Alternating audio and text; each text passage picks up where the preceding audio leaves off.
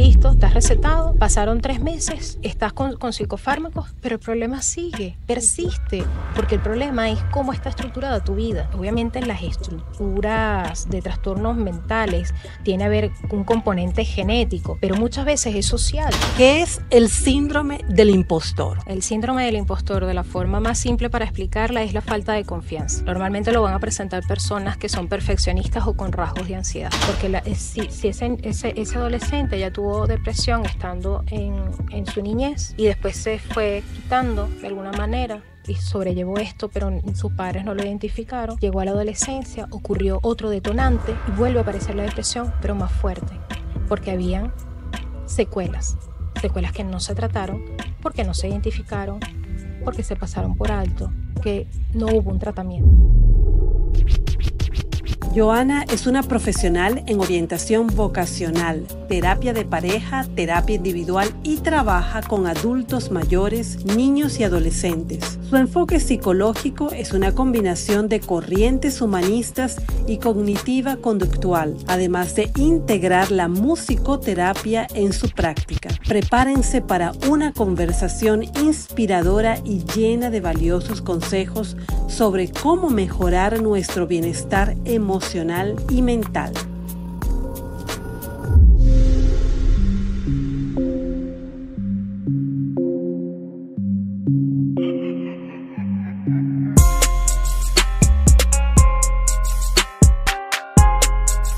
Y aquí estamos en un nuevo episodio de Hola Malta Podcast y antes de comenzar quiero agradecerle a toda la comunidad, agradecerle por sus comentarios, por estar allí presente en esta segunda etapa de los podcasts, en esta T2, en cada episodio. Y que les pedimos pues que sigan allí dándole su like, comentando y a los nuevos suscriptores que venga y nos acompañe en esta creación de contenido que lo hacemos con tanto cariño y tanta ilusión para toda la comunidad.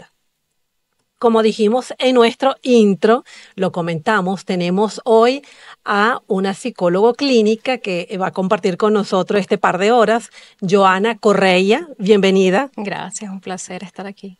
Qué bueno, y vamos a compartir cosas bien interesantes para toda la comunidad. Ya lo estábamos haciendo hace unos minutos. Sí, ya estábamos calentando los motores. Sí. Joana, vamos a comenzar. ¿Qué es el síndrome del impostor? El síndrome del impostor, de la forma más simple para explicarla, es la falta de confianza. Y la falta de confianza en tu trayectoria o percurso o recorrido profesional. Normalmente lo van a presentar personas que son perfeccionistas o con rasgos de ansiedad. El síndrome del impostor, que para mi criterio es más un fenómeno que un síndrome, el fenómeno ocurre en donde va a tener un pico de intensidad y él tiene que disminuir porque de forma racional la misma persona tiene que reestructurar nuevamente los hechos, es decir, lo que realmente ha ocurrido y que determina el puesto en donde está, porque las personas que normalmente padecen del fenómeno son personas de alto rendimiento. ¿Y cómo podemos detectar el síndrome del impostor como tal? Baja autoestima, empiezas a tener como dudas de tu recorrido, de por qué estás ahí, cómo conseguiste estar ahí.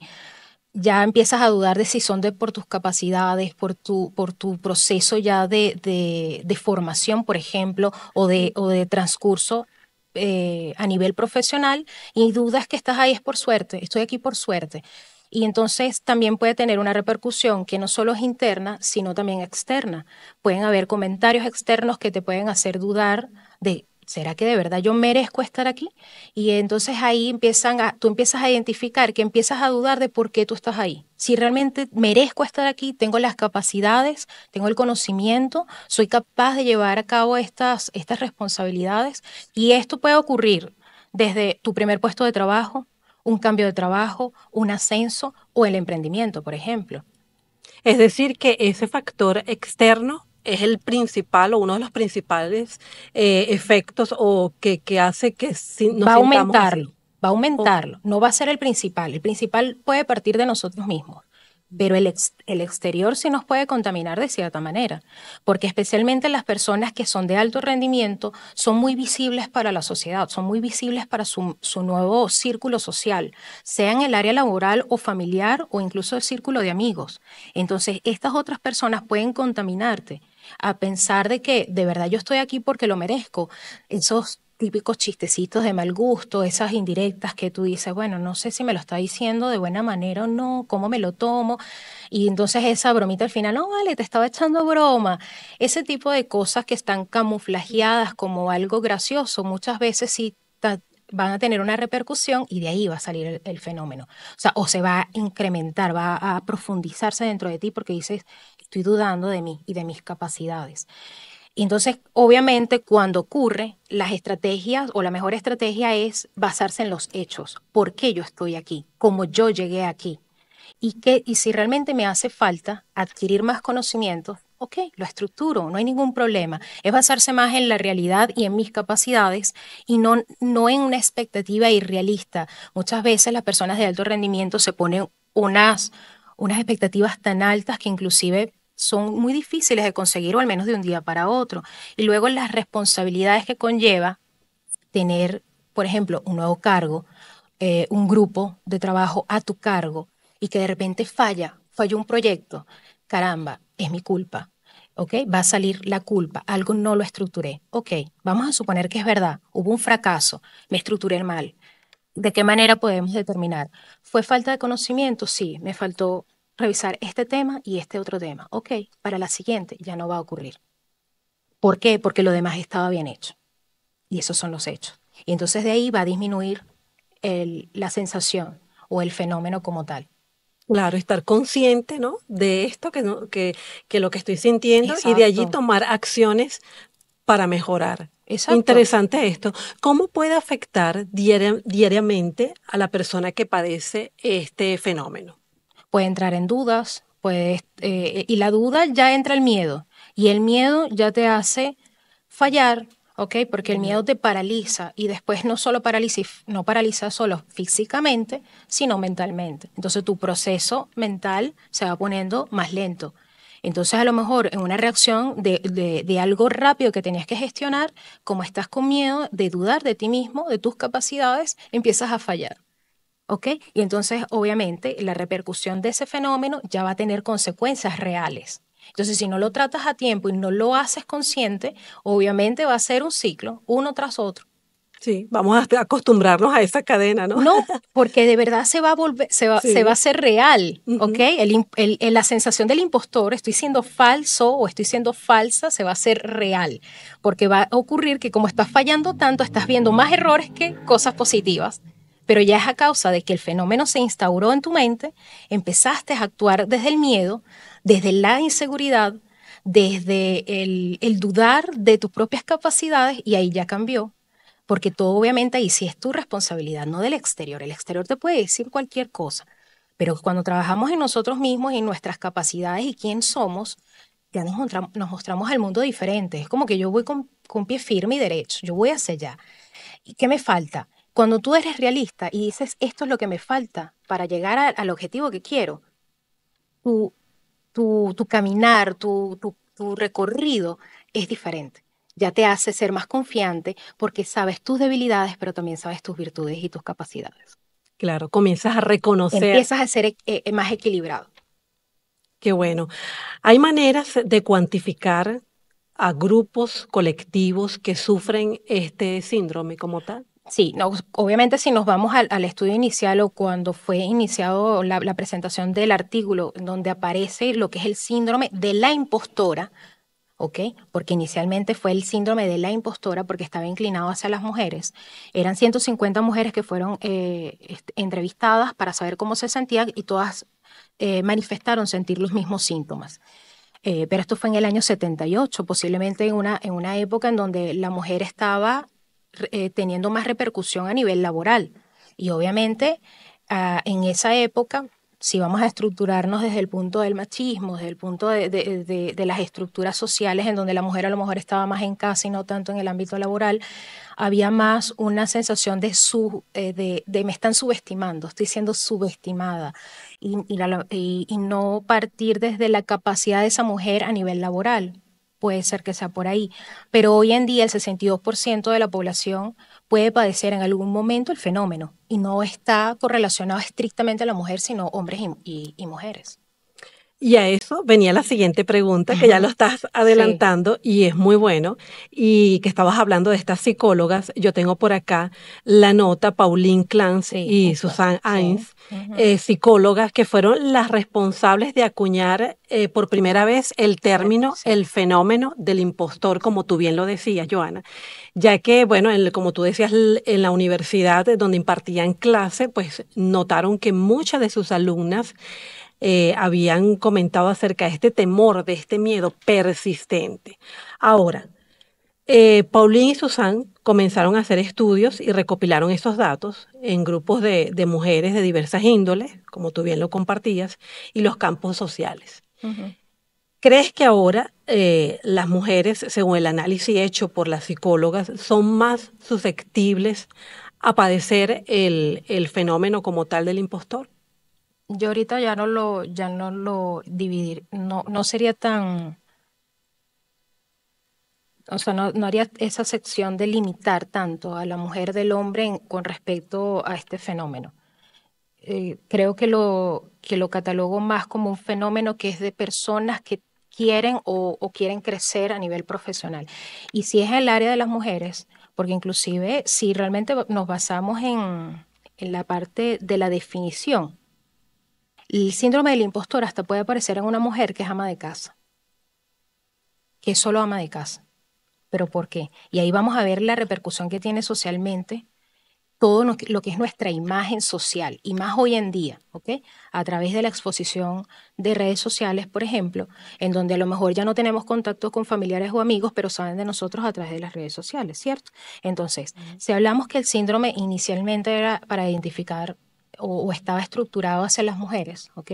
Específicamente fue la evaluación que ellas hicieron, porque a lo mejor era el campo de trabajo que tenían ellas a mano, las personas que tenían a mano, para ellas hacer ese estudio o identificar esas características. Hoy en día se puede presenciar eso en una mujer que es ama de casa, en donde tiene los hijos y tiene el esposo y tiene la familia. Socialmente, esa familia puede ser vista como la familia perfecta, se ama mucho, está todo muy bien, está todo lindo. Internamente, esa mujer puede empezar a sentir el síndrome del impostor si en algún momento tiene una crisis familiar. Porque como socialmente se está viendo como la familia perfecta, cuando hay ese declive interno, sentir que, hasta por ver una fotografía, sentir que estoy siendo falsa, esto es mentira, porque estás sintiendo que algo interno se está moviendo y que en el exterior están percibiendo otra cosa. Porque el pantamar se puso alto y se puso a la expectativa social. Entonces yo creo que el síndrome del impostor inclusive ya ni siquiera se tendría que determinar solo en el área laboral, sino en cómo eres tú socialmente, quién muestras, quién te quieres mostrar tú socialmente y tu propia exigencia frente a eso. Y ahí vemos en donde qué impresionante es cómo nuestro entorno nos puede influir hasta de forma negativa, porque nos condiciona que incluso hasta deberíamos no aceptar nuestros propios errores o nuestras crisis y pensar que está mal pasar por esos procesos. Y a nivel laboral ocurre igual. Es normal que un jefe de repente se equivoque, ¿ok? Y de ahí parte que somos más humanistas, somos auténticos y reconocemos nuestra balanza, porque nadie es perfecto. Pero obviamente el fenómeno está muy, muy relacionado con las personas que son, o los expertos que son con un gran conocimiento a nivel intelectual. Ellos sienten mucha presión a nivel de lo que sería el perfeccionista, el individualista, que son las tipologías de personalidad en donde se puede desencadenar este fenómeno. Y estábamos conversando sobre eso, que tú lo comentabas antes de comenzar nuestro episodio, sobre esos 5 Sí, puntos, son los etapas. 5 tipos. Son los 5 tipos que tienen en relación con la personalidad. El experto es la persona que constantemente quiere hacer cursos uno tras otro porque necesita más y más conocimiento. Está el individualista que dice, yo no le voy a pedir ayuda a nadie porque me estoy mostrando como débil, como que no soy capaz de hacer lo que me mandaron a hacer o lo que tengo yo que hacer. Está el perfeccionista, que a la primera que se equivoca dice ya, cuestiona absolutamente todo lo que ocurrió. Está el superhéroe que no deja que nadie más haga y que está incluso con sobretrabajo porque no sabe delegar. Entonces, estas estructuras que tienen que ver con la personalidad, y la personalidad es muchas veces poco alterable, ¿ok? La personalidad es casi que inalterable. Y la persona, para poder trabajar y que no aparezca de forma consecutiva el síndrome del impostor, tiene que hacer psicoterapia, tiene que hacer terapia para poder regular mentalmente su proceso cognitivo, porque tiene que ver con la mente, tiene que ver cómo percibimos el mundo y cómo nos percibimos a nosotros. Y si eso va a tener una repercusión negativa, porque el fenómeno son pensamientos negativos contra ti mismo. Es como que estuviésemos hablando a nivel de biología del sistema inmunológico. ¿Ok? Cuando hablamos de enfermedades, el cuando hablamos de enfermedades físicas, los problemas de sistema inmunológico, el sistema inmunológico que te ataca a ti, el pensamiento te está atacando a ti. Esa es otra forma de verlo. El síndrome del impostor o el fenómeno del impostor es como que estuviésemos comparándolo con el sistema inmunológico cuando nos ataca, cuando no nos reconoce a nosotros mismos como una fuente de estabilidad y de protección, sino que nosotros somos el virus. ¿Ok? Ya. Hay un punto, Joana, como psicólogo clínica, que quería preguntarte y saber cuál es tu opinión, porque en estudios más recientes y más específicos han revelado que este síndrome, pues como ya tú lo comentabas, no es solo exclusivo para las mujeres. Eh, si bien lo sufren en mayor número según los datos, sino que también se afinca y en que es una cuestión también de las clases sociales. ¿Cómo podemos interpretar esto? A mi criterio, no sé si lo vería válido, tal vez a la expectativa de lo mismo que estamos hablando de nuestra posición social. Si, por ejemplo, un alto rango, yo acabo de iniciar en un alto rango y ese alto rango requiere que yo tenga un mejor carro, que yo tenga una mejor ropa, que yo tenga una mejor casa, ¿ok? Entonces ahí sí hay una repercusión económica, ¿ok? Pero si estamos en proceso de crecimiento, tenemos que entender de dónde estamos partiendo. Si venimos de un rango, por ejemplo, si estamos hablando de jerarquías en una empresa, es nuestro primer empleo y después conseguimos nuestro ascenso. Conseguimos el ascenso y con ese ascenso vino obviamente una remuneración más elevada. Pero cuando llegamos ahí, venimos con un- una remuneración más baja. Pero entonces apenas entramos en ese pantamar, en ese nuevo desafío, el fenómeno aparece es en esas transiciones. Entonces en esa nueva transición resulta que empiezo a cuestionar mi carro. No, mira, este carro, ¿yo cómo voy a andar? Yo soy jefe ahora de equipo, yo con este carro. Es el cuestionamiento social y a lo mejor puede partir de ahí, pero en líneas generales el fenómeno aparece es para personas de alto rendimiento y ese alto rendimiento quiere decir que ya son personas que tuvieron la capacidad para estudiar, que ya a lo mejor tienen una estabilidad socioeconómica, a lo mejor de clase media, media alta, media baja. Por tanto, creo que la repercusión puede ser en procesos de transición, por ejemplo, una persona que ya tenía una capacidad económica superior y hubo un declive, se quebró la empresa y fue para atrás, ahí sí puede aparecer el síndrome del impostor porque está perdiendo toda su realidad y tiene que reestructurarse nuevamente. Ahí pudiésemos hablar, entonces sí, que hay una repercusión a nivel socioeconómica que tiene un impacto. Mm. Pero en líneas generales es más un proceso psicológico que a nivel económico que yo le viese como más énfasis. Tiene que ver, creo que es con la propia expectativa de si soy capaz a nivel de conocimientos y de experiencia y de fortaleza para asumir un nuevo reto.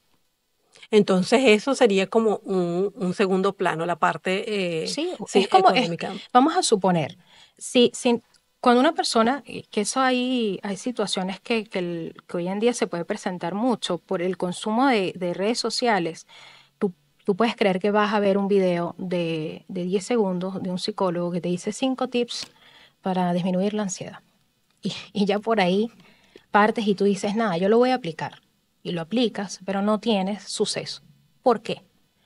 Porque cuando se trabaja en consulta privada, toda la estructura va personalizada, porque tú tienes una historia, el otro tiene una historia, el otro igual, y tienen formas y perspectivas diferentes de interactuar. Y puede ser que las 5 técnicas, los cinco tips no te funcionan a ti, porque tú tienes otra historia que no encaja aquellos 5 tips, sino que necesitas otras cosas. Entonces, en la evaluación igual de la identificación del fenómeno del síndrome del impostor o del fenómeno del impostor, la identificación es qué trae esa persona. Y a lo mejor sí, ok, este sí tiene un impacto social, tiene un impacto económico, porque esa persona te lo está demostrando. Porque esos indicadores son los que van a ayudar, por ejemplo, al especialista a ayudar a identificar al paciente en este caso, cuáles son sus detonantes para que el fenómeno aparezca. Y esto va a variar de persona a persona. Sin duda que cada individuo, como siempre escuchamos, es un Es mundo. un mundo, Es un mundo. exactamente. Joana, hemos visto cómo se ha profundizado la investigación de este fenómeno que afecta a muchos, pero no es tan conocido. No sé si tienes la misma opinión como otros síndromes o cuadros que afectan el desempeño. Más recientemente ha entrado en discusión el tema de la xenofobia y el racismo como elementos claves pues, y actuales que desafortunadamente, como decimos en criollo, pues le agregan más sal a la herida. Quería saber tu opinión y como psicóloga aquí en Madeira, ¿qué datos nos puedes aportar acerca de esto? Okay. Ciertamente, la transición de la emigración te hace una ruptura de quién eras y quién soy ahora. Y ese quién era puede estar presente todavía en ti, en tu estructura, por ejemplo, profesional, pero si tú emigras, posiblemente no vas a trabajar en tu área inicialmente. Y entonces, obviamente, sí, va a aparecer el síndrome del impostor, porque inclusive si estás a nivel laboral trabajando en un área que nunca habías trabajado y tu jefe te dice de todo, que no sabes, que eres un inexperto, de ahí aparece, como que, ¿qué estoy haciendo yo aquí? Yo no pertenezco a este mundo. Y sí puede tener esa repercusión de que puede aparecer. Obviamente por esta grande migración, el hablar del fenómeno del impostor se ha hablado mucho ahorita por mismo la reinvención. Y mucho, inclusive en el área de comunicación social, son las personas que más lo manifiestan, porque obviamente esa transición de cuando salen del país y ya tenían una estructura social, visible, y eso cambia, aparece fácilmente como que soy, o si inclusive quieren abrirse una puerta en el área de comunicación social de ese país y sienten que las puertas se les cierran, tiene un gran impacto. Tiene un impacto porque dice, ¿será que no soy capaz? ¿Será que no tengo las herramientas suficientes? Y te hacen sentir como que, no, eso aquí no vale, eso aquí no sirve. Eso, y esos comentarios sí llegan a afectar y de ahí puede partir no solo el síndrome del impostor, sino inclusive un cuadro depresivo o de ansiedad porque no te estás encontrando. Y sí, puede tener relación obviamente hoy en día. Y para nosotros como el gentilicio venezolano que nos tocó emigrar, sí, tenerlo muy presente. Como psicólogo, inclusive yo lo puedo decir, desde que cuando yo llegué aquí yo no podía ejercer todavía, hice todo el recorrido y cantidad infinita de personas que decían o mencionaban, pero es que los títulos aquí de allá no sirven. Y yo, ¿ah? No servirán en su cabeza. Porque yo tenía un criterio y yo sabía quién era, mi formación, lo orgullosa que me sentía, la orientación vocacional que yo tenía desde los 14 años y nada podía tumbar esa base. Tenías ¿Ok? clara tu meta. Porque esa es la base. Cuando nosotros tenemos una base bien sólida de quiénes somos, no hay nadie que la irrumpa. O sea, vamos con todo y esforzarte una y otra vez hasta conseguir tu objetivo. Y inclusive ya en esta fase, que ya es distinta, incluso en el transcurso, hasta de personas de la misma nacionalidad, que te cuestionan y tú, wow. Y claro, te cuestionan desde su realidad. desde su posición. Entonces de ahí pasamos al prejuicio o pasamos sí, al prejuicio, a la interpretación basándose en su propia experiencia. Y ahí es donde uno tiene que hacer oídos sordos y decir, yo sé para dónde voy. No, pero ¿para dónde? No sé, pero yo sé que yo voy para allá. Y eso es lo que cambia. Entonces de ahí partimos, es nuestra mente. Nuestra mente es nuestra mejor herramienta para ultrapasar cualquier obstáculo, para visualizar las puertas que inclusivemente otras personas no lo ven y uno dice, no, pero yo la veo. Ahí está, yo sé que sí. Y es la fe, es la esperanza y es todo. Y es algo muy lindo que sí tenemos los venezolanos todos, que es la resiliencia. Y cuando tú estás en otros grupos sociales, y ves que la resiliencia no está, tú dices qué importante es. Parece tan normal para nosotros, pero eso nos cambia a nosotros como personas y nos da una más-valía, será en portugués, nos da un enriquecimiento a nivel de personalidad muy buena. Muy buena a nivel general, no tiene que ver, aquí no parte ni por profesión, ni por situación económica, no parte de ahí, es como muy natural de uno, porque uno tiene como esa capacidad de decir, no, bueno, vamos para adelante, y nos adaptamos, y le damos la vuelta, y tenemos fe con eso, y eso es la resiliencia. Y entonces cuando tú interactúas mucho con otras personas de otra sociedad, con otra estructura social, y te das cuenta que no lo tienen, dices, wow, qué importante es, porque nosotros podemos llegar, inclusive en los momentos más complicados, ver una luz en el camino. Y esa luz es la que te saca, la que te empuja. Qué interesante, Johanna, esta experiencia que estás compartiendo y que, porque ahora mismo alguien de la comunidad puede estar pasando lo que tú pasaste, que estás comentando de tu manera Claro, personal y a nivel profesional. sí, Y lo que acabas de destacar de los valores de la fe, del tener las metas claras, de la constancia, del trabajo, lo colocaste allí, es tan importante. Por eso le digo a toda la gente que nos está viendo, a toda la comunidad, que hasta ahora le pueden dar un like a nuestro contenido, porque es una manera de apoyar lo que sí, hacemos claro. con cariño, porque Estás y que nos llena de contribuyendo. mucha ilusión, porque estamos contribuyendo para alguien Exactamente. que puede estar pasando en este momento esta situación y que, wow, escuché estas palabras y me van a servir para yo mejorar como persona, mejorar en mi ambiente Exactamente. de familia, laboral. Qué bueno. Sí. Qué bueno estar aportando cosas buenas. Ya Así eso lo es. cambia todo. Y de eso se trata nuestra segunda temporada y cada episodio que hacemos acá. Qué bien. Del impostor, del fenómeno del impostor, pasamos a la ansiedad. Ujú.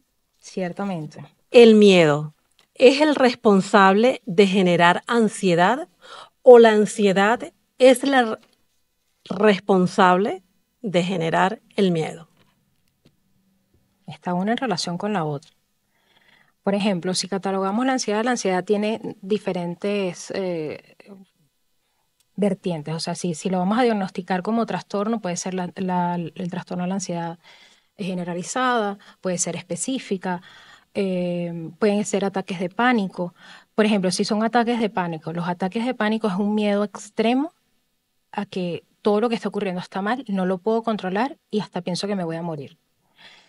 Al menos las personas pueden llegar a padecer un ataque de pánico a veces 2 veces en la vida. ¿Ok? Una persona puede padecer un ataque de pánico una vez, pasaron 5 años y vuelve a padecer otro, ¿cierto? Pero hay personas que de forma consecutiva tienen ataques de pánico y eso ya se cataloga como trastornos de ataque de pánico. Entonces, eso es diferente que el trastorno de ansiedad o trastorno de ansiedad generalizada, puede ser por fobias específicas. ¿La ansiedad qué es? La ansiedad son igual pensamientos recurrentes negativos, a que algo malo me va a pasar. Algo malo va a ocurrir. Es un pensamiento pesimista generalizado y es eso, sentimientos de nerviosismo, sudoración, temblores, problemas incluso hasta para dormir, eh, evitar lugares abiertos, lugares expuestos. Personas que, por ejemplo, sufren ataques de pánico pueden experimentar luego de un tiempo una dependencia con una persona en particular de confianza de su círculo más cercano hasta para poder salir de la casa, porque tiene miedo a exponerse. El trastorno de ansiedad, si se llega a instaurar de forma patológica, en la personalidad de ese individuo, sí tiene repercusiones negativas y hay que trabajarlo constantemente o tanto por psicoterapia o por tratamiento psicofarmacológico, porque sí desencadena muy malas repercusiones a nivel social, laboral, familiar, de pareja, porque todo se va desestructurando, va en cadena. Pero si es un estado de ansiedad es distinto. El estado de ansiedad aparece porque es un estado de alerta. Inclusive el ser humano, ¿porque reacciona de esa manera, de forma natural? Porque dentro de nuestra estructura, la ansiedad es necesaria. Si tú ves un perro que te va a atacar, tu cuerpo tiene que reaccionar para huir, ¿no? Para hacer algo, para cubrir, para saltarte un árbol, para salvarte. Es el estado de supervivencia. Pero si eso se generaliza en todos nuestros ámbitos, entonces ahí ya hablamos de patología. Ya. ¿Qué hacemos cuando sentimos ese bloqueo que nos paraliza? ¿Qué hacer? En principio, si estamos hablando del ataque de pánico, normalmente es trabajar la respiración y hablarte a ti mismo como que estuvieses hablando con otra persona. ¿Ok? Vas a decir tu nombre y te vas a llamar a ti mismo. Por ejemplo, yo, Joana, calma, ¿dónde estás ahorita? ¿Ok? Primero es centralizar dónde estamos. Ok, estoy en mi casa. Ok. Estamos sentados, estamos parados, es identificar nuestro ambiente y si algo en nuestro ambiente está mal. ¿Ok? Algo que nos esté amenazando. ¿Hay algo que me esté amenazando actualmente? No. Ok, el gas está apagado, las luces están apagadas, no hay ningún cortocircuito, la puerta está cerrada. Ok, bien, ya pasamos al primer punto. Entonces, ¿está todo bien por aquí? Sí. Ok, otra cosa. Pasamos a las cosas reales. Si tenemos que estructurar hasta lo básico, ¿tengo que comer? Tengo que comer, ok. ¿Tengo que salir a trabajar ahorita? Sí. ¿Estoy a tiempo? Sí, ok. Cuando empezamos a estructurar la realidad, es donde empezamos otra vez como a poner los pies en la tierra y dejar de pensar de que algo malo está ocurriendo. Porque el ataque de pánico, por ejemplo, tiene que ver mucho con eso, como que algo se está moviendo y no lo sé controlar. Pero el punto inicial es hablarnos.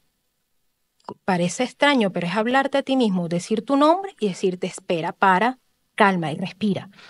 Tú misma, date órdenes a ti misma, respira. ¿Qué está pasando? ¿Está todo bien? Entrar en ese ciclo de identificación hasta volver a calmarte. Si no lo consigues, es llamar a alguien, ¿ok? Es llamar a un amigo, a alguien que te socorre y que te empiece a hablar. Si ya tienes un psicoterapeuta, obviamente es llamar al psicólogo, al psicoterapeuta, lo llamas para obviamente hacer lo que se llamaría como terapia de contención, porque hay una situación de emergencia. Entonces, obviamente, vas a hablar con el psicoterapeuta y él va a intentar nivelarte nuevamente hasta calmarte. Si esto ocurre de forma consecutiva, si es la primera vez, evidentemente, al principio vas a pensar que está ocurriendo algo negativo. No recomendaría, si estás en un lugar cerrado, salir a un lugar abierto, sino primero calmarte, porque si sales a un lugar abierto, de repente la bulla de la calle, los carros, la gente, lo que va a hacer es incrementar más el ataque. Si es el estado de ansiedad, es igual. La ansiedad no aparece de un momento a otro. Él va creciendo de a poquito. ¿Ok? Él va como agarrando espacio día con día y lo vas a ir identificando. Eso. No, te iba a preguntar, ¿cómo detectar la ansiedad como tal? A eso eh, iba. Vas a tener miedo, por ejemplo, si es en el trabajo o si es hasta llegar a la casa. Vamos a suponer una persona que está viviendo una crisis de pareja. Vamos a cambiar el esquema laboral para irnos a otro contexto. Entonces tiene un problema de pareja y tiene que regresar a la casa. Entonces, antes de salir del trabajo, una hora antes ya está como, yo no tenía algo que hacer, yo como que buscando excusas para tardar más la hora de llegada a la casa. Ahí ya estamos identificando que hay un estado de ansiedad. Hay algo que está detonando la ansiedad, hay algún conflicto que no se está trabajando y el cuerpo, ¿cómo va a reaccionar? Huyendo. Es lo más fácil. El ser humano es muy inteligente de forma instintiva. Él quiere huir de algo que le da miedo. Pero como eso es instintivo y nosotros somos racionales, tenemos es que racionalizar porque yo estoy queriendo huir. Y de ahí identificar que hay un conflicto. Por ejemplo, en este caso, si hacemos la hipótesis de que es una pareja y que hay una persona que está en el trabajo y no quiere regresar a la casa y está buscando excusas para extender el tiempo, porque está sintiendo, se pone nervioso. Ay, no sé qué. No sé, y como que aquella sensación de nerviosismo, de ya pensar, ya voy a llegar y ya me va a discutir, o ya vamos a tener una discusión, o esto, o será que se me olvidó tal cosa.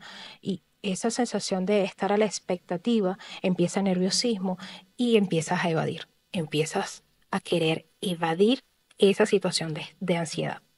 Entonces ahí, ok, te retraes por instinto, pero por raciocinio tienes que identificar que hay un conflicto. Eso es lo que nos diferencia del resto de los animales.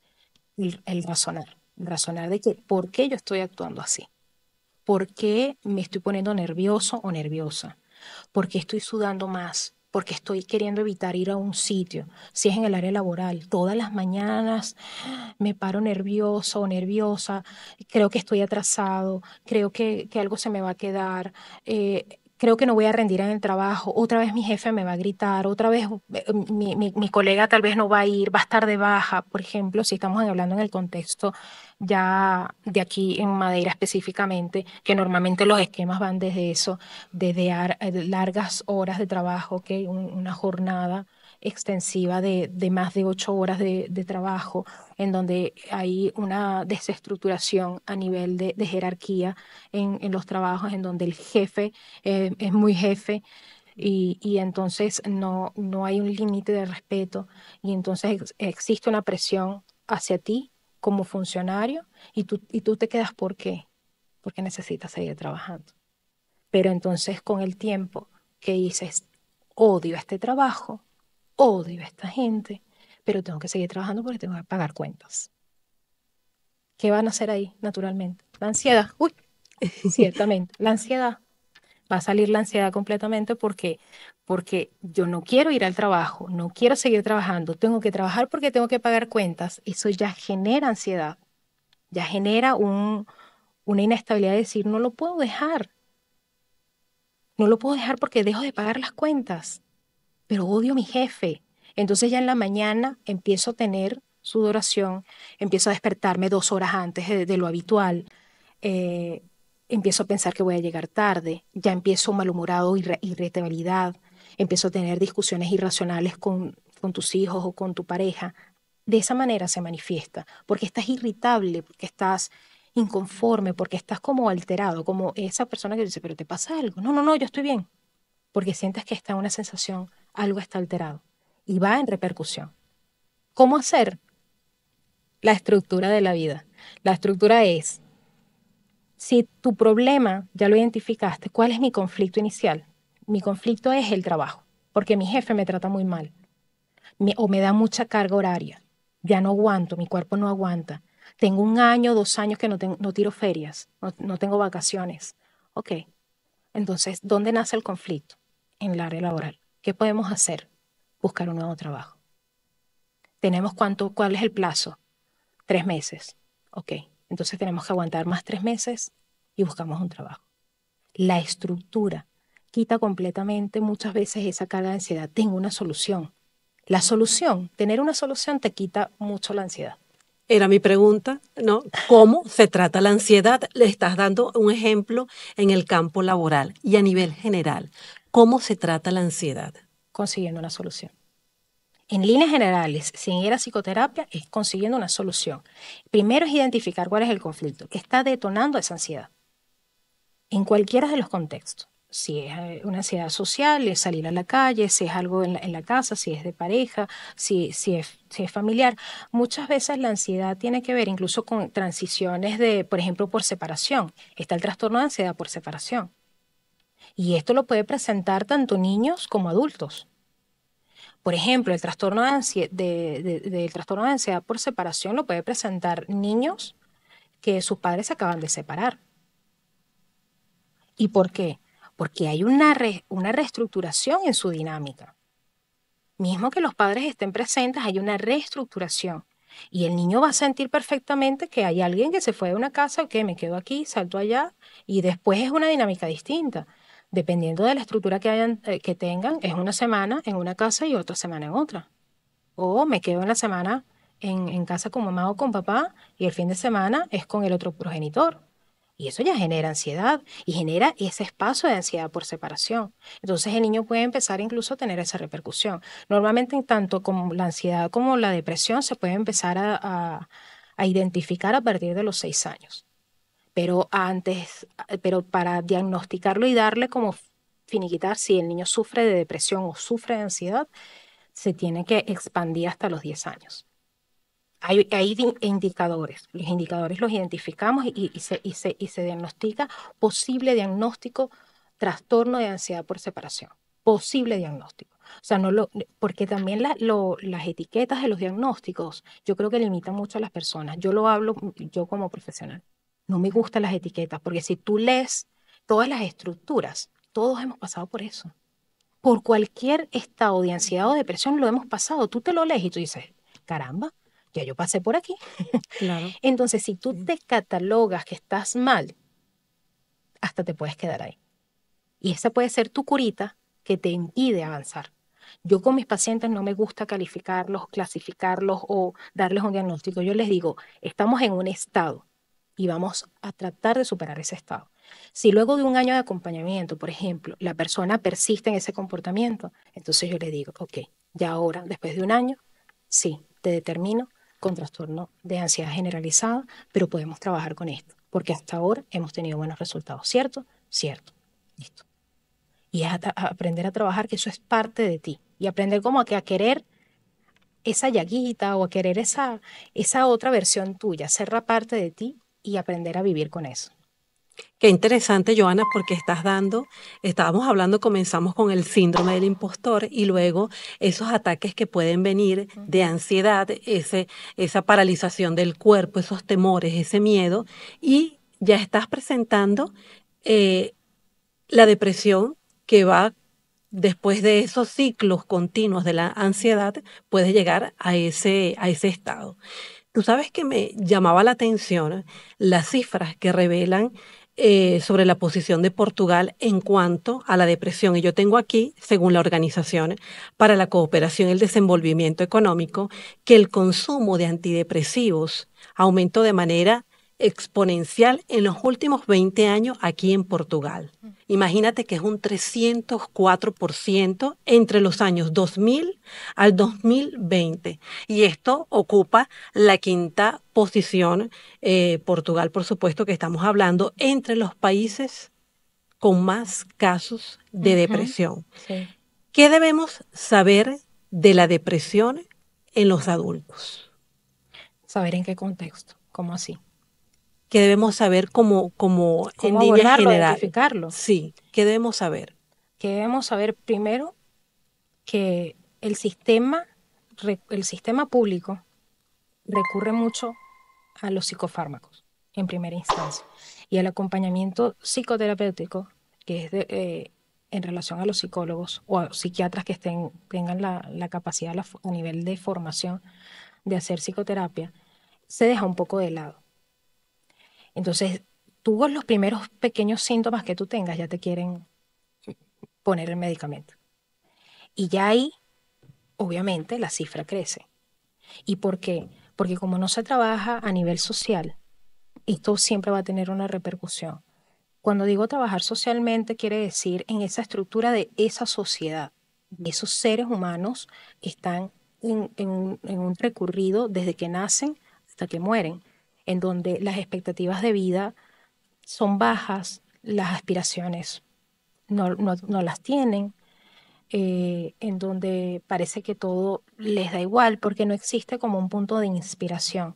Y algunos que lo llegan a tener pueden tener dificultades en conseguir sus objetivos por problemas socioeconómicos. Ahí sí puede aparecer. Por ejemplo, un chico que quiera estudiar aquí en la universidad y los padres no consigan pagarle la universidad. ¿Ok? Y ahí empieza a ver qué es lo primero que vamos a identificar en ese chico o en esa chica que va a entrar en un cuadro depresivo posiblemente después de dejar el 12.º.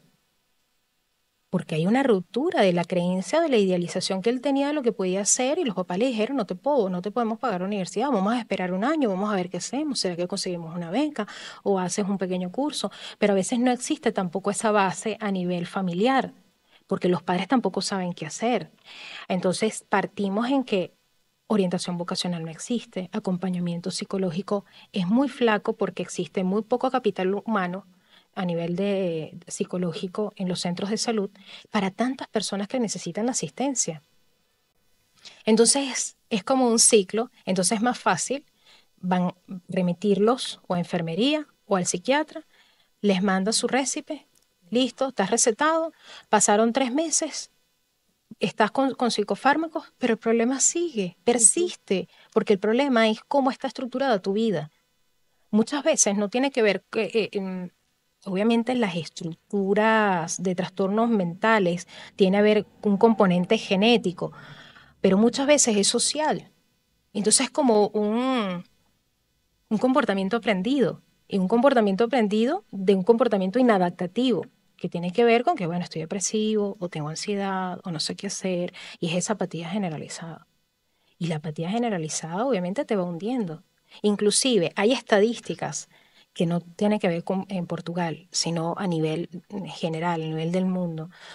Las frecuencias anímicas y hormonales de una persona que pasa el fin de semana en su casa, solo el fin de semana, 2 días en tu casa sin salir en lo absoluto, y tu frecuencia va, el lunes es baja.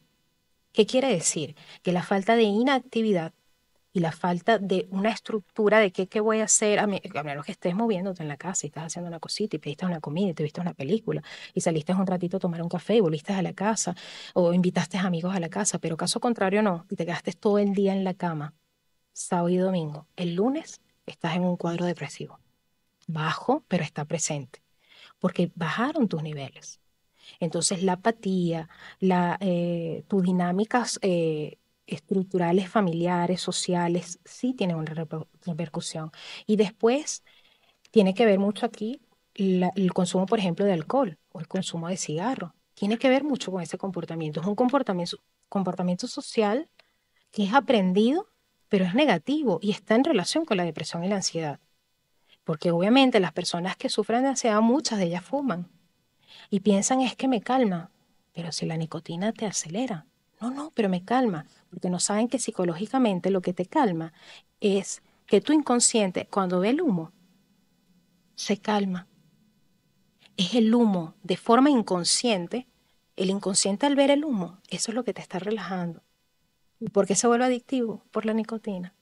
Entonces tú, racionalmente, crees que te relaja por el humo, porque tu inconsciente así lo interpreta, pero la nicotina es la que te está volviendo a acelerar y te vuelve adicto. Y es un ciclo vicioso. Entonces, realmente las incidencias a nivel del consumo o de la medicación en Portugal tiene que ver mucho con eso, que es una estructura social que yo creo que ya aparece como es parte, pareciera que fuera parte de ellos, parte de su estructura, y que sí se pueden romper si se trabaja en la prevención. Aquí se trabaja muy poco la prevención, sino el tratamiento. Inclusive el abordaje que casi siempre se hace a nivel de psicología es el tratamiento y no la prevención. ¿Cómo prevenimos un estado? La depresión en los adolescentes o en la adolescencia, ¿qué tan peligrosa puede ser? Dependiendo. Dependiendo, puede ser peligrosa si hay una desestructuración familiar, porque la depresión en los adolescentes es casi un poco habitual, ¿ok? Porque son esos ciclos normales de las hormonas y de esa nueva adaptación. Tiene que ver mucho con ese quién soy, para dónde voy, no sé quién soy, esa identificación, ya no estoy, que siempre se ha hablado mucho de eso, ya no me identifico con mis padres porque ya no soy un niño, ya no me identifico con los adultos, me identifico con mi igual, ¿ok? Pero mi igual a veces también hasta puede ser nocivo, porque de repente en mi grupo de la escuela no me siento parte de ningún grupo, entonces esa necesidad de sentirse aceptado, y de ahí sí se puede desencadenar un estado depresivo. Después son las euforias emocionales, y entonces si hay una ruptura amorosa parece una tragedia, entonces si no hay un acompañamiento y esa cercanía a nivel familiar, sí puedes tener una repercusión y ir avanzando. Si esta depresión viene de la infancia, ¿ok? Que esa es otra cosa, porque si ese adolescente ya tuvo depresión estando en su niñez, y después se fue quitando de alguna manera y sobrellevó esto, pero sus padres no lo identificaron. Llegó a la adolescencia, ocurrió otro detonante y vuelve a aparecer la depresión, pero más fuerte, porque habían secuelas, secuelas que no se trataron, porque no se identificaron, porque se pasaron por alto, que no hubo un tratamiento. Entonces, al repercutir nuevamente la depresión, va a ser con más intensidad. Cada vez que aparece la depresión va a ser con más intensidad si no se trabaja. Entonces, sí, ahí es donde puede ser peligroso. O, por ejemplo, abuso sexual, violencia doméstica, cualquier cosa que haya sido un evento traumático en el adolescente y que normalmente, ¿qué hace el adolescente? Se cierra. ¿Ok? Y en ese cerrarse, papá y mamá no saben qué hacer. Le toca la puerta, ven a comer, vamos a esto, no, ay, no quiere hacer nada, mejor no lo molesto porque se irrita. Y esa secuela, suponiendo que lo estás respetando, lo que lo estás es dejando solo, porque ahí es donde tienes que realmente irrumpir. Vamos a hablar, algo está pasando, no te puedes quedar aquí todo el tiempo. Pensar que estamos violando la privacidad del adolescente por querer irrumpir en un patrón que no está, que está siendo inadaptativo, no está errado. Y a veces los padres sienten que puede estar errado. El decir, no, esto no está bien. Si hay algo que papá y mamá podemos hacer, vamos a hacerlo, pero esto no está bien. Déjame en paz. No importa. ¿Por qué? Porque ese déjame en paz es porque yo no sé qué hacer, no quiero pedir ayuda, pero no me toques, yo estoy bien, no pasa nada, pero por dentro está hecho añicos y a veces no sabemos por qué. Hay muchos adolescentes que entran en este ciclo porque tuvieron violencia sexual y no lo manifiestan sino en su vida adulta. Y de ahí se desencadena un estado depresivo que va teniendo repercusiones en su vida en general y solo en la vida adulta es que lo dicen.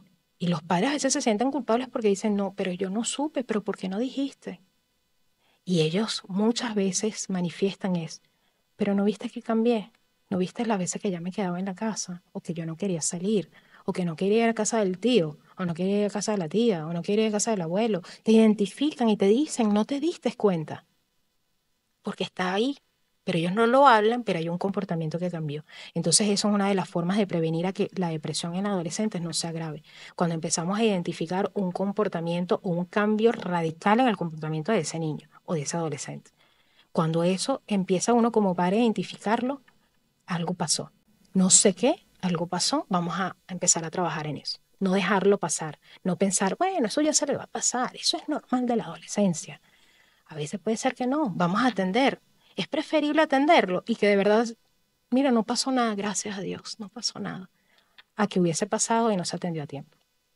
Y a eso era mi siguiente pregunta, ¿cómo identificarlo? Pero cuando tú ya lo estás planteando, Joana, de que puede ser un estado de la adolescencia, de que a veces decimos, no, es la etapa que está pasando, el comportamiento es así, pero cuando ya son muy repetidos esos comportamientos, entonces podemos hablar de una depresión como tal en el adolescente. Sí, o que algo sucedió. O sea, que algo pasó y que algo cambió la personalidad de ese adolescente. Y ahí es donde tenemos que atenderlo, porque la depresión a veces es muy silenciosa. La persona con depresión puede tener picos de hipomanía o manía y camuflajea un poco ese estado depresivo, pero en otros momentos se ve muy evidente y a las personas lo dejan pasar. Pero tus personas más cercanas o tus seres queridos son las únicas personas que pueden identificar, no, si hay un cambio en fulanito, en Perencejo, hay algo que cambió.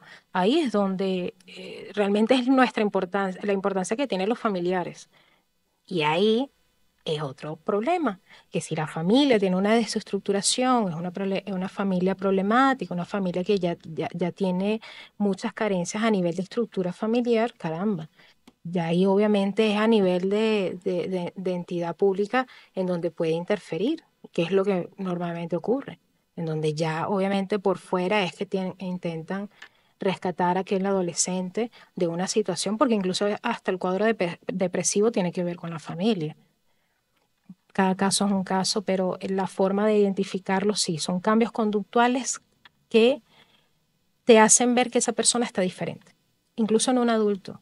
Dices, oye, pero está como cambiada. No sé, la siento como apagada o ya no habla mucho. Antes le invitábamos a salir y ahora ya casi no quiere venir. Hay depresión. Esos ciclos de tristeza que Hay tiene la depresión. persona. Hay depresión. Y puede ser un estado, puede ser que no, pero hay depresión. Si tú tienes un amigo, una amiga que eventualmente salía con ustedes y tal y compartía, si no es porque tiene una nueva pareja, que a veces ocurre, y entonces se aísla un poco del grupo social, si no es por esa razón, y a veces hasta podemos identificar eso, porque de repente, si una persona comienza una nueva relación y el tiempo se empieza a apartar mucho de su círculo social, ¿será que está todo bien? O sea, porque de vez en cuando, ok, que no aparezca porque tiene sus planes, pero dejó de aparecer. Ay, ay, ay. Y si no es por la presencia de una pareja nueva y se empezó a alejar, créeme, o es depresión o es ansiedad. Por ejemplo, empezó a tener cuadros fuertes de ansiedad y le impiden salir de la casa. Tiene miedo de salir, sale puntualmente al trabajo y vuelve a la casa porque es su lugar seguro. ¿Ok? Y en la depresión es, no quiero contacto con nadie. Mejor me quedo aquí echado en la cama y no me importa, no quiero ver a nadie. Mira, pero vamos a salir a tal lado. No, no quiero. No, no, mejor voy o no responde. Si pasa así 2 semanas y no aparece y hay varias invitaciones, ponle 4, ponle 3, ve que ese amigo te está necesitando. ¿Qué tratamientos podemos hacer para la depresión? Evidentemente está la parte psicofarmacológica, cuando son cuadros más agudos y prolongados.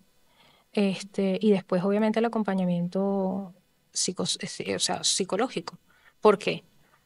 Porque en la depresión y en la ansiedad tiene que haber una reestructuración cognitiva. Normalmente se puede aplicar el cognitivo comportamental, pueden ser técnicas humanistas, en donde vamos a reestructurar a nivel del pensamiento la proyección de esa persona. Porque normalmente son pensamientos autodestructivos y son pensamientos que son inadaptativos a una realidad y que hay que modificarla. Y después el comportamiento. Obviamente el comportamiento tiene consecuencias y eso va a un ciclo, pero es como estudiar de nuevo. Las personas que tienen miedo a ir a terapia o ir con un psicólogo tienen que tomarlo más como cuando van a clases. Voy a aprender a hacer. Voy a ir a tomar clases para aprender a hacer o para aprender a solucionar un problema. Tienen que verlo como eso. Voy a clases porque tengo que aprender a cómo lidiar con mi problema. Tengo que aprender a reestructurar esto que me está ocurriendo. Estoy pasando por una fase y yo no sé, no tengo las herramientas. Voy a clases y voy con mi profesor para que me ayude a ver la respuesta. Eso es ir al psicólogo. Y esa es una de las formas que se puede trabajar.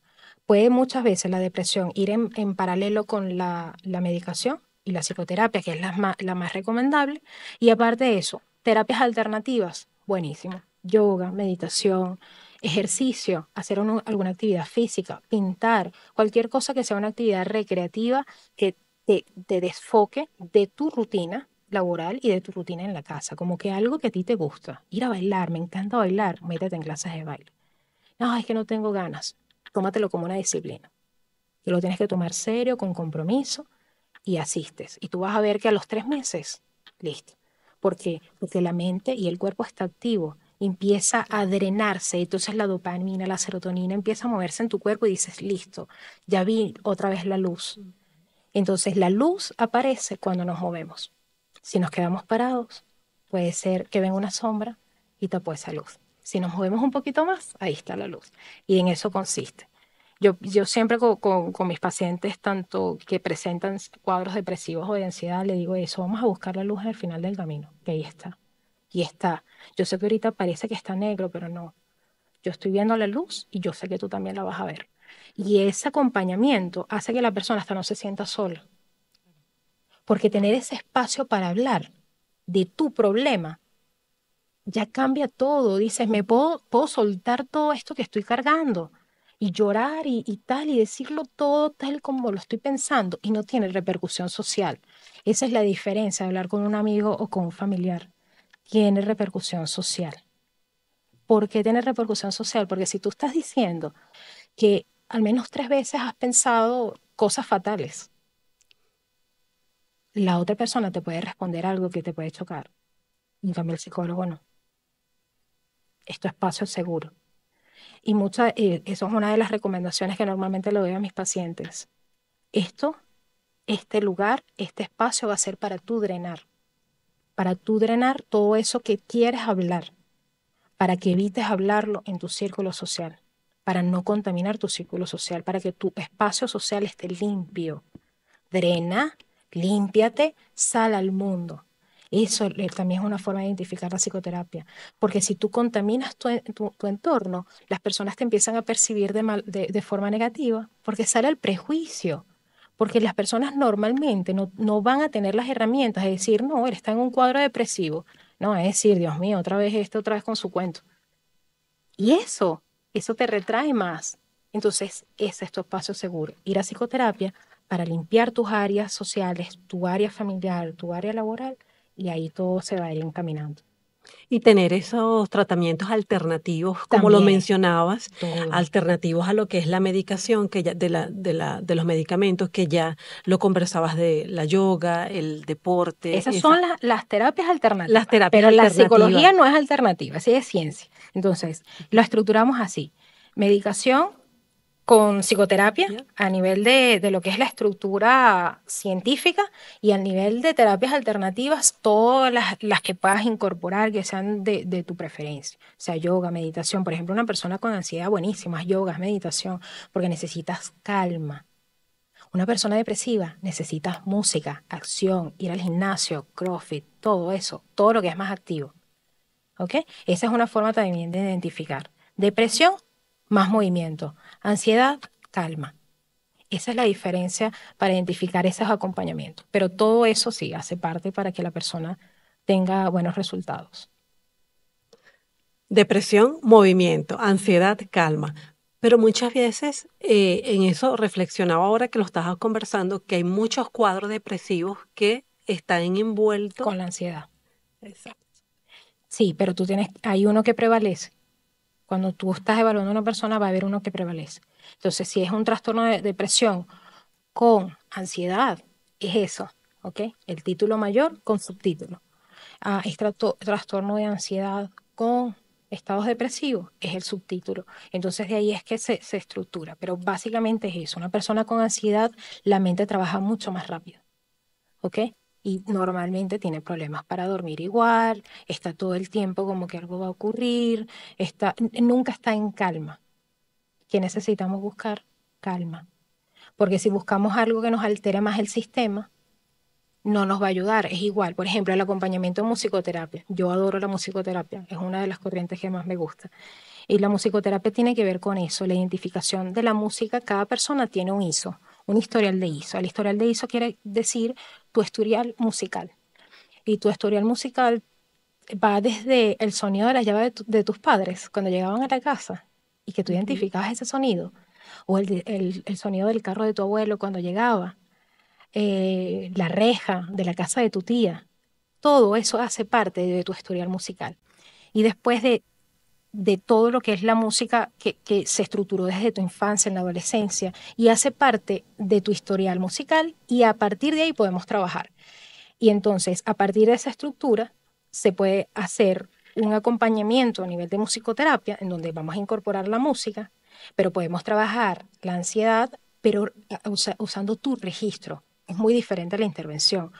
Mismo que estamos utilizando música, que pudiese ser un estimulante, pero como está estructurado con tu historial, va a ir acompañando tu ansiedad para nivelarte. Y en el caso de la depresión, igual. Inclusive en todos los que son, por ejemplo, se estila mucho que para hacer ejercicio y que para que tengas más alto rendimiento, escuchar rock, por ejemplo. Colocas rock y las pulsaciones aumentan a un nivel que te va a ayudar a que el ritmo de ejercicio sea mucho más fluido. Entonces, sí podemos identificar que la música sí va a tener una repercusión. Por tanto, si una persona con ansiedad va a hacer ejercicio en un gimnasio donde hay mucha gente en movimiento, va entrando, saliendo, tal, música de fondo, música en los audífonos, ¿qué va a ocurrir? ¿Se va a relajar? No creo. Entonces, por eso hay que ir alternando dependiendo de lo que más prevalece, si es la depresión o la ansiedad.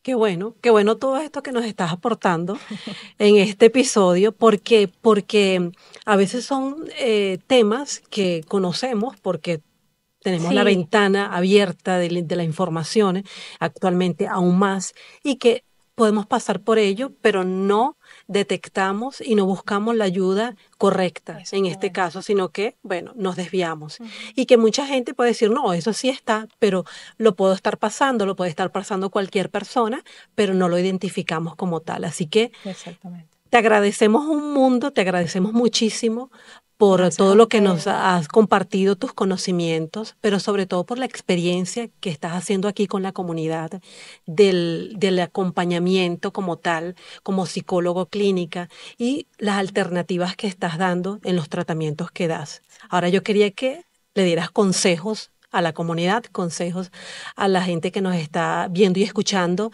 ante un cuadro de depresión, ante un cuadro de ansiedad. Ok. Bueno, partiendo de que los psicólogos no damos consejos, puedo darle un consejo partándolo de psicólogo clínico, sino como Joana. Los cuadros depresivos de ansiedad, una vez que tú los identificas así, tú vas a sentir un cambio en ti, una apatía, una irritabilidad, un cambio de dinámica. Cuando eso ocurre, identifica el conflicto, ve si tú misma lo puedes solucionar tú mismo. Caso contrario, busca ayuda. Busca ayuda para obviamente ir avanzando en la solución.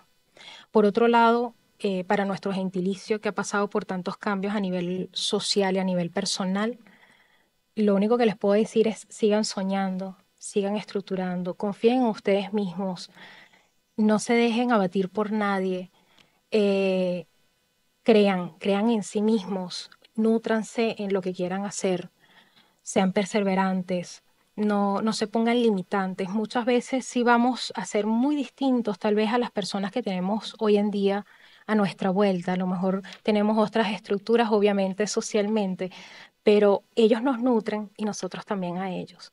No negar de dónde venimos. Yo me siento, por ejemplo, muy orgullosa de mi país, estoy orgullosa de mi formación. Muchas de las veces que pudieron haber dicho cualquier cosa, aquí no te van a validar los estudios. Y yo siempre era, "Ujú, yo sé que sí, porque yo confiaba, porque yo sabía mi formación, porque le tengo respeto a mi universidad, porque le tengo respeto a mis mentores, que fueron mis profesores, que son hoy en día de gran admiración para mí, y todas las personas a mi vuelta, como tú, por ejemplo, porque son personas perseverantes, que son personas que están constantemente luchando por sus sueños y que posiblemente en algún momento tuvieron un cuadro depresivo de ansiedad y lo superaron, porque está la ilusión, porque está la esperanza, porque está eso, tengo un motivo de vivir. Cuando tú tienes un motivo de vivir, un motivo por el cual luchar, un motivo por el cual decir, caramba, yo quiero hacer esto, eso te cambia, eso te mueve, porque cuando estamos inherentes a que, bueno, estoy aquí, pasando la vida, estoy pasando el día, no, ponte un motivo. El motivo es lo que te va a hacer accionar, porque es ese estímulo. Quiero llegar a algún sitio. Si tú no sabes a dónde llegar, entonces a eso es donde vamos a pensar. Yo pienso que para mí el único consejo que le diga es piensen en quiénes son, crean en ustedes mismos, no se comparen con otras personas. Cada recorrido es diferente cada recorrido ni siquiera es fácil. A veces las personas del exterior piensan, no vale, pero ella se le hizo facilísimo. Pregunta cómo fue el recorrido. Y ahí ya tú vas a ver la humanidad de cada persona que a lo mejor tiene una repercusión social o profesional más avanzada. Y después, otra de las cosas que me gusta mucho mencionarla es la empatía. Seamos empáticos, celebremos los logros de los otros, porque esa también es una forma de nutrirnos, que cuando vemos que otro consigue un logro personal y sabemos cuánto lo quería, felicitarlo. y ahí eso se te va a devolver. Yo también creo mucho en lo que es la energía, a pesar que no tiene nada que ver con la psicología. Pienso que en la forma, en la frecuencia como nosotros nos manifestamos al mundo, eso regresa también a nosotros. Qué bueno, gracias por compartir esos consejos. Una vez más, gracias por estar aquí con Gracias a nosotros, ti. por compartir tu experiencia, lo que sabes, por llenarnos de esa luz, de ganas, de Gracias. optimismo y de que sí se puede. Sí se puede, claro que sí. Qué bueno. Gracias, Joana. Gracias. A toda la comunidad, nos vemos en un próximo episodio en esta segunda temporada de Hola Malta Podcast. Hasta la próxima.